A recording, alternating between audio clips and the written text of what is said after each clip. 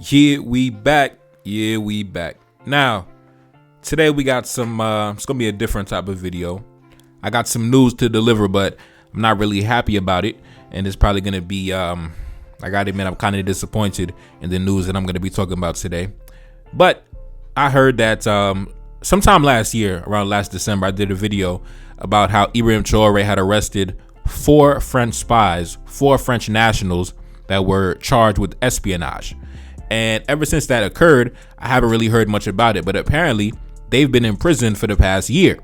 Now, today, news has broke that those 4 French spies, those 4 French nationals that were brought up on charges of espionage have been released from custody and allowed to go back to their country.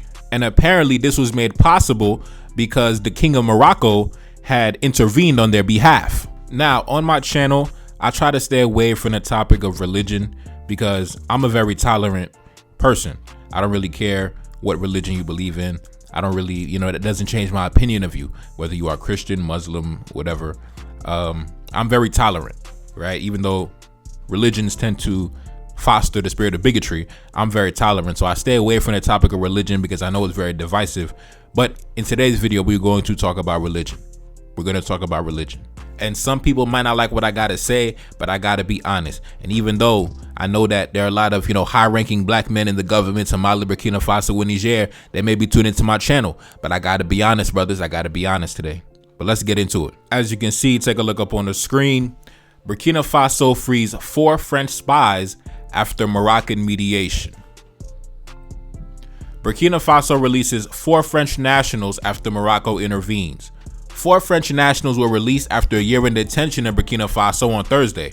Relations between France and Burkina deteriorated considerably after Ibrahim Traoré came to power through a coup d'etat in 2022. Paris thanked Morocco for the mediation in the case. 4 French nationals held in Burkina Faso for over a year on espionage accusations have been released, France's foreign intelligence said on Thursday, with Paris thanking Morocco for the mediation. Now let's get into the article.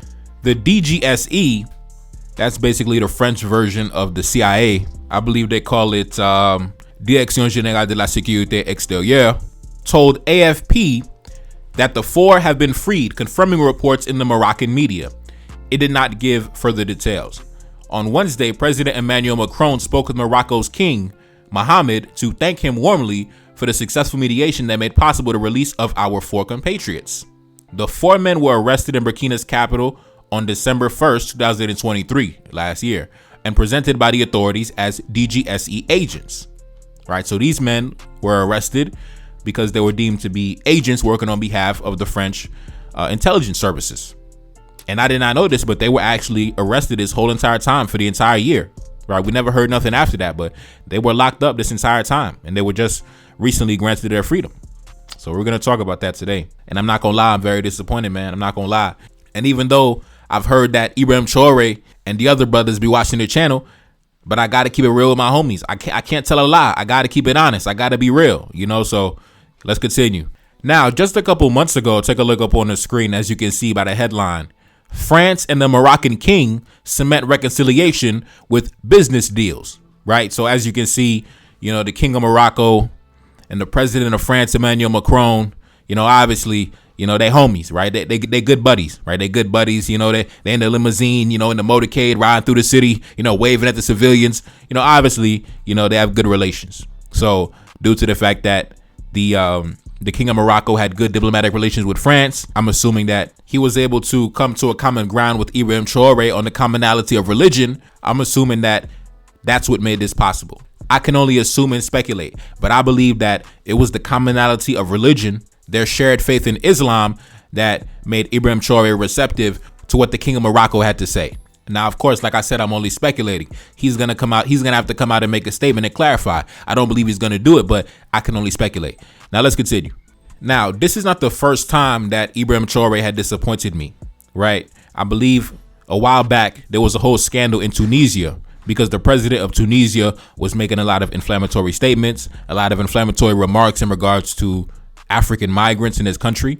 There was a whole wave of anti-black immigrant sentiment in Tunisia, which led to a lot of violent attacks against the black migrants in the country. And in that same year, I saw Ibrahim Traoré had welcomed the Minister of Foreign Affairs of Tunisia to Burkina for a meeting, right? They had they posed for a picture, everybody was smiling, fist bumping, like everything was all good, right? Now, I didn't say anything at the time, but in the back of my mind, I was like, oh shit. Oh man, don't tell me he's one of those brothers. Don't tell me he's one of those brothers, who's blinded by his faith. Where the Arab could be attacking your people, attacking your brothers, attacking your women. But because you share the same common faith of Islam, you're able to overlook and forgive his aggression against you, right? Because, oh, I'm a Muslim, he's a Muslim. So, I know that he's attacking my women. I know that he's attacking my brothers. But due to the fact that I'm a Muslim and he's a Muslim, I'm going to overlook that. I'm going to act like I don't see what's going on, right? Because, we both read the Quran.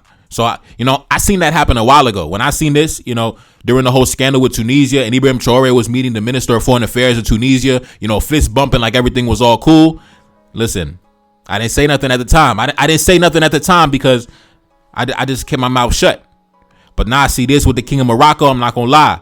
I don't like it. I still got love for my brother. I'm still going to support him, but I don't like it. I see a chink in the armor. I see a chink in the armor that can be weaponized by our enemies. Now let's continue.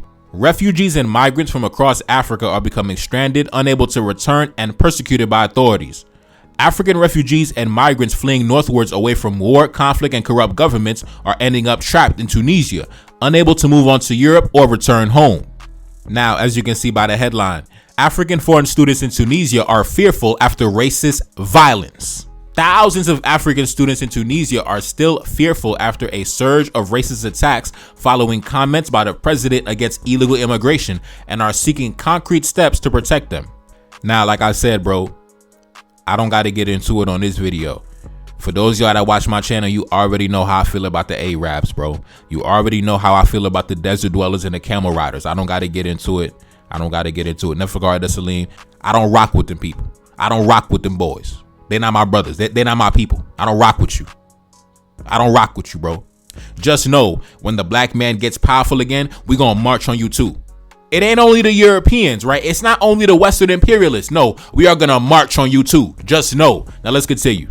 Take a look up on the screen. Tunisia's president, Syed, says that immigration is aimed at changing the demography, right? He says basically the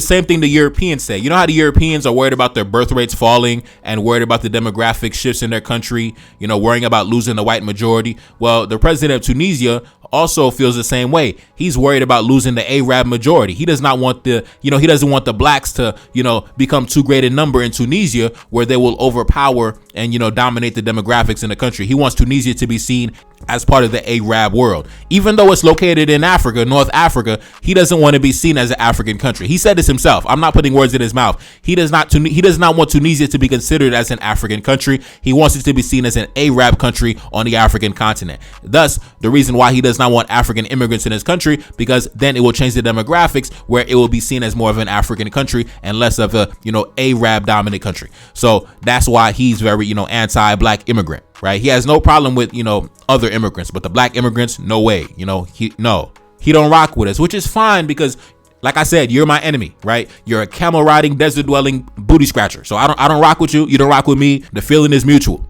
Anyway, let's continue. This is actually a direct quote from the president of Tunisia from earlier in the year. He said this: "The undeclared goal of the successive waves of illegal immigration is to consider Tunisia a purely African country that has no affiliations to the Arab and Islamic nations," he said, adding that the influx of irregular migrants must quickly be ended.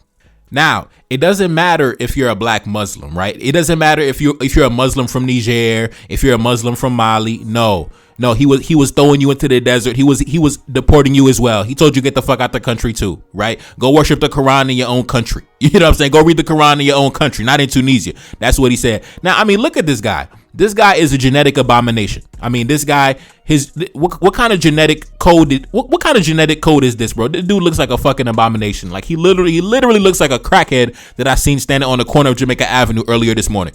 This dude looks like a goddamn fool. Looks like somebody standing outside the corner store asking you for spare change to go buy a fucking sandwich for breakfast. This guy, how do you guys elect somebody for president who doesn't even brush their teeth? I mean, come on, man. You really think, yo, bro, these Arabs out of pocket, bro. You got these genetic abominations trying to open their mouth against the black man, bro. You are a genetic abomination, bro. You are a genetic abomination. The only reason a woman would ever lay down with you is because you paid money for it, bro. Guarantee this dude never ever got the cheeks for free in a day in his life. He never got the cheeks for free a day in his life. Every piece of ass he ever got, he had to pay for it. I mean, look at his goddamn teeth. Look at your grill, bro. Look at your jibs. Yo, look at this man's jibs. My God, let's continue. Now, this was from 2023. Take a look up on the screen. Burkina Faso repatriates 64 citizens from Tunisia. Dozens of Burkina-based citizens fleeing a surge of racist attacks in Tunisia arrived in Ouagadougou on a government-chartered plane on Wednesday. Right, so Ibrahim Traoré had to literally rescue his citizens from the racist attacks, the violent racism of the Arabs in Tunisia, right? But at the same time, he's going to turn around and fist bump, the Minister of Foreign Affairs of Tunisia, his Muslim comrades, like they wasn't attacking his people down in their country. That's my one issue. And listen, the Christians are no better. The Christians are no better because the Christians bow down to the white man in the same way. There's a reason why every black nation, which is a failed state, is governed by black Christians, right? New Testament black Christians. They don't believe in the Old Testament, right? The New Testament black Christians. So, I don't want any Christians to get into the comment section and start dunking on Islam because y'all are no better. Y'all are no better, right? Every black failed state has a black Christian at the head of the government. And this is off topic, but it's so funny, right? When they talk about Haiti, they always talk about, oh man, Haiti and the voodoo, right? Oh yeah, they always talk about the voodoo, but guess what? All the corrupt politicians, all the politicians doing the bidding of the Western powers, they're all black Christians. All the ones, going into the state coffers, stealing money, all the ones engaged in high level corruption and selling drugs, they're all black Christians. They're all, Protestant, Seventh-day Adventists, Catholics, whatever denomination of Christianity, you could choose from, right? So the Christians are really no better. So I'm not saying that, I'm not trying to compare the two. I don't want this to be like, a battle between Abrahamic religions because the black Christians have no room to talk. Has there ever been a civilization like a powerful black state that was, established and maintained and run by black Christians, modern day black Christians, the New Testament black Christians? No. The one thing that the Muslim brothers can say is that the Muslim brothers established some of the most famous, some of the most marvelous, some of the most epic black states, black civilizations to ever exist, right? The black Christians, y'all ain't built shit yet. You know what I'm saying? Y'all ain't built shit. I would say the one black man who established a civilization or a nation based on, the context of Christianity was King Henry Christophe, the king of Haiti. But he was a Christian who followed the Old Testament, right? King Henry Christophe would kill a French spy on Saturday, and then he would go to church on Sunday, right? So, he was an Old Testament, black Christian. But at the same time, he also embraced the philosophies of African spirituality. So he was a mix of the two, right? A mix of like an Old Testament black Christian, but also embraced his African roots. In fact, I believe King Henry Christophe, his entire bodyguard, personal bodyguard was composed of men from the region of Dahomey, right? Modern day Benin. And as you know, that's where, the pure unadulterated voodoo came from. So his entire bodyguard was men from the kingdom of Dahomey. But, he still got up every Sunday and went to church. One of Christophe's favorite things to do was, get up, get his family ready to go to church, get dressed, in his best outfit and go to church on Sunday with his wife and his kids, right? But at the same time, I told you about the story when the French had sent that spy, Franco de Medina, to Christophe's territory to negotiate with him. What did Christophe do? He killed the French spy back in 1814, right? So even though Christophe followed the tenets of Christianity, he wasn't a New Testament black Christian. What a black Christian gonna tell you, turn the other cheek, forgive your enemy, love your enemy, kiss the white man's butt cheek. Nah, he wasn't a New Testament black. He was the Old Testament, Christian. So you know what I mean? But, the New Testament Christians, they have not built a civilization that can rival the civilizations built by the black Muslims. I'm sorry to tell you. Where's your Songhai? Where's your Mali? Where's it at? Where is it at? Don't tell me about Ethiopia, because Ethiopia, that's a whole different type of Christianity. I'm talking about the modern New Testament type of Christianity. Where it's at? Where it's at? I know some of y'all gonna get mad at me, but it is what it is. The black Christians have not built a civilization. The black Christians have not built a successful black state, right? You could say whatever you want about, the pagan, African religions, but those spiritual tenets have built civilizations, have built powerful black states. The Muslims have built powerful black states. The black New Testament Christians have never built a powerful black state. But anyways, back to Ibrahim Traoré. Like I said, I'm disappointed. Because I believe that the enemy has found a chink in his armor that they can weaponize, right? To me, it sends a message to the French that, we found his Achilles heel. We found his weakness. We found what can make him fold, right? When it comes to religion, he could fold when it comes to religion. So, this is not a good sign. But like I said, I still got love for my brother. But when it comes to the French, once they find your weakness, they're going to weaponize it against you to their advantage, right? You could go back to the Haitian Revolution and how they were able to play different factions against each other, right, in order to achieve their objectives, or at least try to achieve their objectives. For example, when it came to Toussaint Louverture, one of his weaknesses was that even though he was engaged in a war of extermination against the French, he always believed that they were good white folks. Toussaint Louverture, unlike Dessalines was like, there is no good white man. A good white man does not exist. But when it comes to Toussaint Louverture, he believed that there are good white folks. There's some good white people. You know what I mean? And that was a weakness that the French weaponized, because the way that Toussaint Louverture got captured is because one of his white associates, one of his white friends, had invited him to a meeting, right? A private meeting, come through, bro, meet me tomorrow night at, 7:00, right? So Toussaint Louverture, trusting one of his, white colleagues, I believe this was General, who was the general that Toussaint Louverture met up with? I think it was General Brunet, right? French General Brunet. So Toussaint Louverture had met up with him at a private meeting, and as soon as he showed up, he was immediately arrested and then taken to prison. And that was always Toussaint Louverture's weakness, right? He always believed that, it's some good white folks, man. We could live in a diverse, integrated society. The good white folks, could be a part of our society, but that was his weakness and that was his downfall. Also, the French also weaponized the weakness in the mulattoes, right? Because as you know, in 1799, there was a race war between the blacks and the mulattoes, right? You had the son of the black man versus the son of the white man, right? And this war was called the War of Knives, right? 1799, the War of Knives. And this war was instigated by a French general, a French diplomat by the name of Thomas Edouville, right? And Thomas Edouville, what he did was, so during this time in 1798, 1799, the mulattoes controlled the south of the colony and the blacks controlled the north. So Thomas Edouville went to the mulattoes in the south, went to the top ranked general by the name of Andre Rigaud, right? And he weaponized the fact that he knew that the mulattoes had a superiority complex above the blacks, right? The mulattoes didn't want to be governed by a pure-blooded black man at the time, right? They only wanted to be governed by a fellow mulatto or a white man. They didn't want to be governed by a black man because they subscribed to the racial caste system that was established by the French, which placed them above the hierarchy, above the blacks. And Thomas Edouville, who was serving as an agent of the French government in the colony at the time, he weaponized this friction between the two factions. And he was the one that actually instigated the civil war between the mulattoes and the blacks. Take a look up on the screen. Thomas Edouville served in Saint-Domingue, that's Haiti, in 1798, where he had been sent as a governor during Frontenac's second commission. He encouraged the dissension between Andre Rigaud, that was the leader of the mulattoes, and Toussaint Louverture, that was the leader of the blacks, which helped to fuel the Haitian Revolution. Toussaint's military leadership during the Haitian Revolution resulted in the rebellious slaves getting the upper hand and restoring most of the colony back to France. Now that he ruled the island, Toussaint Louverture did not wish to surrender power to France and continued to effectively rule the country autonomously. Edouville was one of the rivals to power whom Toussaint had to overcome. Edouville was eventually forced to flee. However, before he left, he released Andre Rigaud from Toussaint's leadership, right? So Edouville had encouraged Andre Rigaud to raise the standard of war against Toussaint Louverture, right? And I believe that Toussaint Louverture was riding in his carriage one day, right? Toussaint Louverture, big boss man in the colony, riding in his carriage, and then one of Andre Rigaud's men tried to, shoot him broad daylight. I believe that, in fact, they missed his head by like a few inches, right? They would have shot Toussaint Louverture dead in the head in his carriage, but they missed by a few inches.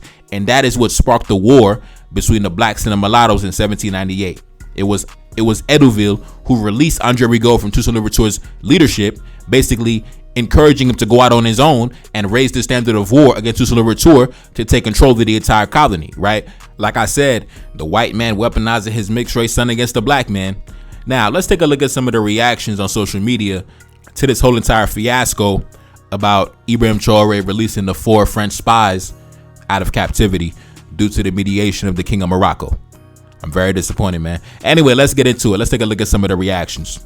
This person said, it is indeed a grave mistake to release spies because we know that many countries imprison them for life or execute them because they threaten national security.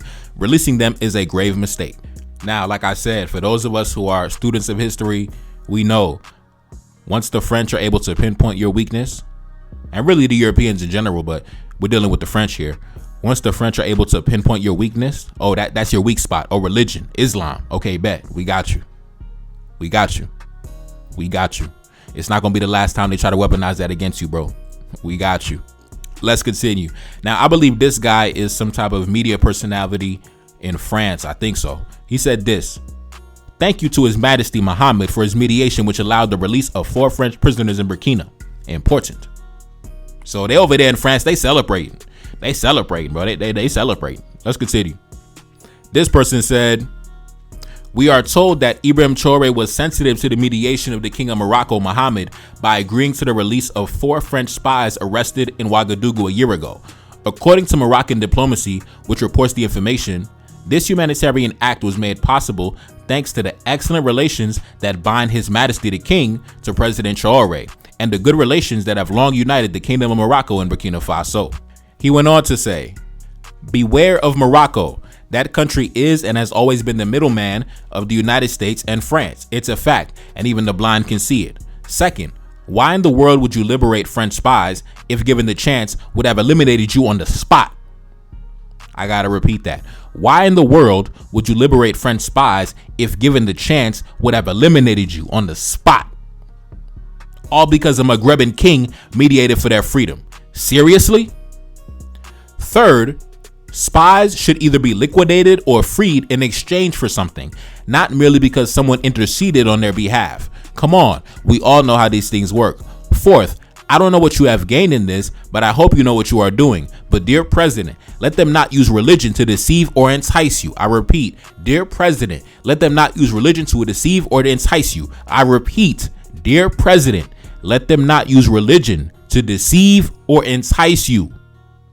Just as I oppose church and state, I expect you not to let them use the same faith you share with them to manipulate you. Religion should stay out of state affairs. Now, like I said, I'm very tolerant. I don't care, whether you're Christian, Islam, whatever, you my brother at the end of the day. I got love for you, right? But I got to admit, my Muslim brothers, man, they be folding. They be folding when it comes to that Islam, bro. They be folding when it comes to the Arabs, bro. They be folding, bro. They be folding like a lawn chair, bro. That shit's sad. But anyway, since we are on the topic of Morocco, we're going to do the history lesson on Morocco. Is the Moroccan man a friend of the black man? For those of us who are students of history, I guess you can come to an answer on your own. But anyway, let's talk about one of the famous Moroccan kings, one of the famous figures of Moroccan history, Abu al-Abbas Ahmad al-Mansur, right? The Sultan of Morocco back in the 1500s. Let's get into it.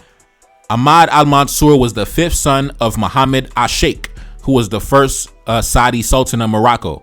His mother was Lala Masuda. Now, as you can see, mixed race man with a foreign father, mixed race man with a non-black father, right? Let's just keep that in mind, right? African mother, Arab father. Let's continue.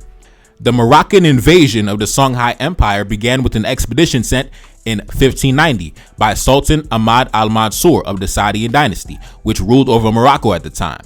The Saadian army led by Judar Pasha arrived in the Niger Valley region in present-day Mali in 1591 and won its first and most decisive victory against the forces of Askia II at the Battle of Tondibi and occupied the capital of Gao shortly after. So in the 1590s, the Moroccans attacked the Sahel. They attacked us in the Sahel at the end of the 1500s, right?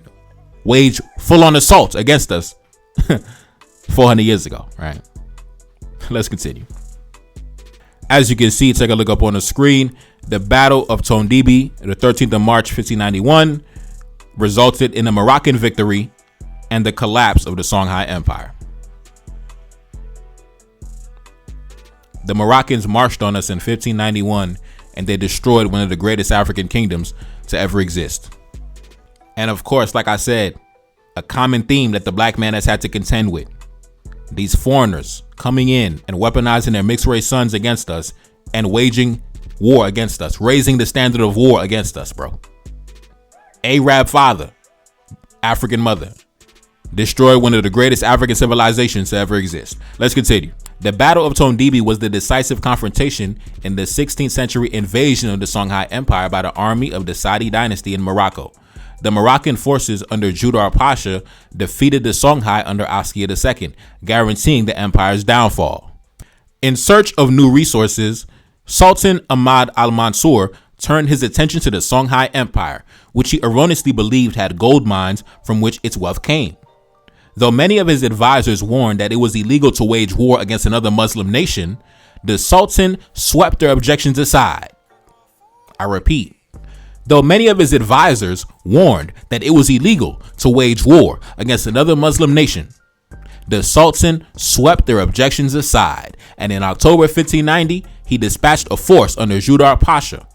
The army traveled with the transport train of 8,000 camels, 1,000 pack horses, 1,000 stablemen, and 600 laborers. They also transported 8 cannons. After a 4-month journey, Judar reached the Niger River on February 28, 1591. His forces captured, plundered, and razed the salt mines at Tagaza. The Moroccans then advanced on the Songhai capital of Gao. So as you can see, the Arabs and the mixed race son of the Arab raising the banner of war against the black man. Goddamn, man. I don't know what it is about these mixed race sons with non-black fathers that be chasing the black man around trying to kill us. I don't understand it, bro. I don't understand it. But it's a common theme in our history. It's a common theme we've had to contend with, whether it was East Africa, North Africa, West Africa, in the European colonies. Goddamn, man. Goddamn, bro. This is definitely a reoccurring theme in our history. But anyway, let's continue. Judar Pasha continued on to Gao and sacked the city, whose residents had already evacuated. Right, so these boys marched into the black man's territory, and they had our women and children running for their lives, bro. Running for their lives. Let's continue. Judar Pasha continued on to Gao and sacked the city, whose residents had already evacuated, but finding little in the way of riches, soon moved on to the richer trading centers of Timbuktu and Jenne. The looting of the 3 cities marked the end of the Songhai Empire as an effective force in the region. However, Morocco proved likewise unable to assert firm control over the area due to the vastness of the Songhai Empire.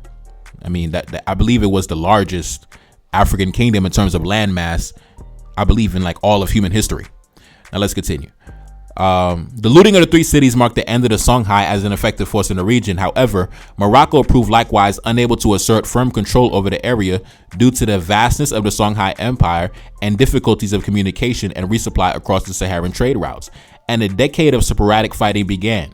The area eventually splintered into dozens of smaller kingdoms, and the Songhai themselves moved east to the only surviving province of Dendi and continued the Songhai tradition for the next 2.5 centuries. Now, why did the Sultan of Morocco, Ahmad al-Mansur, why did he wage war against the black man? Why did he sack the city? Why did he destroy the Songhai, the largest, most expansive African kingdom in history? You know, one of the greatest accomplishments that the black man ever accomplished. You know, one of the greatest civilizations the black man ever established. Why did this half-breed destroy it? Because he wanted to take control of the trade routes. The trade routes in terms of, you know, gold and salt and other, you know, valuable goods. He wanted to take control of the trade routes. The black man at that time, we dominated the trade routes in terms of the gold and the salt and everything at that time. The black man dominated the trade routes. So, and you already know them Arabs at that time, they always been jealous of the black man's wealth and dominance and prestige. The black man at that time was very well known, right? They knew about us. They knew we controlled the gold. They knew we controlled the trade routes. They knew we were very wealthy and powerful and dominant. And they wanted access to those trade routes. They wanted access to those natural resources. Even in the modern day, the Arabs still up to their funny business, right? Over in the UAE, over in the Gulf states of the Middle East, even still to this day, they're still financing terrorism on the continent, right? Who do you think is financing and sponsoring them terrorists in the Sahel? Of course, we know the Western imperialists got their hands in the pot, but follow the money. I guarantee it goes back to some Arabs in the Middle East as well. The same ones funding the genocide in the Sudan, right? We already know Them Sudanese Arabs committing genocide against the blacks in the Sudan, they're getting their weapons from the UAE, from the Arabs in the Middle East, right? So still to this day, them Arabs still waging war against us, still raising the banner of war against us, still to this day, to get their hands on our gold, to get their hands on our trade routes. Hundreds of years later, and the shit has never stopped. And just like the European, they try to rock the black man to sleep with religion. Oh, you my brother in religion. You my brother in Christ. You my brother in Islam, right? You know, I'm shaking your hand with the right hand and I'm backstabbing you with the left hand. That's how they get down. Both the European and the Arab, bro. And that's always going to be a weakness of the black man, bro. Our adversaries are always going to try to rock us to sleep using religion, right? That's why you got to be like King Henry Christophe, like I told you. He'll kill the enemy on Saturday, go to church on Sunday, right? Just like when he killed the French ambassador back in 1814, right? It don't matter. It didn't matter to Christophe that we both went to church on Sunday. I'm still going to eliminate you. I'm still going to liquidate you. You know, and I'm going to go to church next week. You know, Christophe killed the enemy on Saturday, go to church on Sunday with his family. That's how you got to do it, man. I'm not speaking against religion, but don't be blinded by religion, which that's what tends to happen. That's what tends to happen, right? You notice in Christian societies, the blacks tend to have a reverence for the European. You know, in Muslim societies, they tend to have a reverence for the Arab, right? That's just how it goes. I'm not saying whether it's good or bad. I'm just saying that's how it is, right? And I'm just saying that that's a weakness that can be weaponized against us. Our enemies can weaponize this against us. So we got to be aware of that. But anyways, man, like I said, I don't got no problem with you, bro. I still got love for you, bro. I'm still going to support you, but I got to keep it real. You know, I got to be honest in my commentary. I cannot be biased in my commentary. You know, I got love for you, bro. I know you got love for me too, but I got to keep it real with you. I got to keep it honest with you at all times, man, at all times. Now, like I said, I don't know what happened behind the scenes. I don't know, you know, what conversations you might have had. I'm only speculating from what I can see on the outside looking in. So, you know, hopefully we can get some clarity on the situation later on. But at the end of the day, I don't got much information to go off. But this is simply my thoughts on the situation from what I can gather. But anyways, man, this is your boy Neferkari. That's Salim back in the building. Yes, indeed. Cash App in the description. Support the channel, man. Support the album. Peace. No. Feel like I'm 75. Know that your team be full of them traders. You know that can never be mine. I'm grabbing a thought when I drive. I'm back in my zone and we on. She said that she ready to come be my wife. Yeah, hoping I don't do her wrong. I gave her my word and it's bond. I'm whipping the best like a lamb. I'm eating no chicken and lamb. Accustomed to call me the man. I never be up on the gram. I'm keeping that way undercover. She want me to tell her I love her. I told her I'm breaking the rules. I told her we making the news. Back in my city, they loving me. Standing alone, I'm 100 deep. Enemy plotting and still in reach. They try to make sure that we underneath. Trying to make sure that we never make it. Coming for power, come get acquainted. Coming for everything that I wanted. Feeling like Drake, but I really wrote it. Feeling like Kendrick, I'm checking names. Gotta roll up while I go insane. Got so much stress, I been gained weight. Stuffing these racks in this Louis case. One thing for certain, I'm about to check. Keep it 100 and nothing less. Stick with the family since day one. Had to stay down till my day come. Had to stay down, but I'm never patient. Hop on the mic and I'm motivated. Hop on the mic and I drop a classic. Haters can't see me, they copping glasses. Back in the studio making magic. Got a new tape and it's in production. Back on my business, I got a budget. Staying low key when I'm out in public. Feel like I'm 75. Know that your team be full of them traders. You know that can never be mine. I'm grabbing a thought when I drive. I'm back in my zone and we on. She said that she ready to come be my wife. Yeah, hoping I don't do her wrong. I gave her my word and it's bond. I'm whipping the best like a lamb. I'm eating no chicken and lamb. Accustomed to call me the man. I never be up on the gram. I'm keeping that way undercover. She want me to tell her I love her. I told her I'm breaking the rules. I told her we making the news.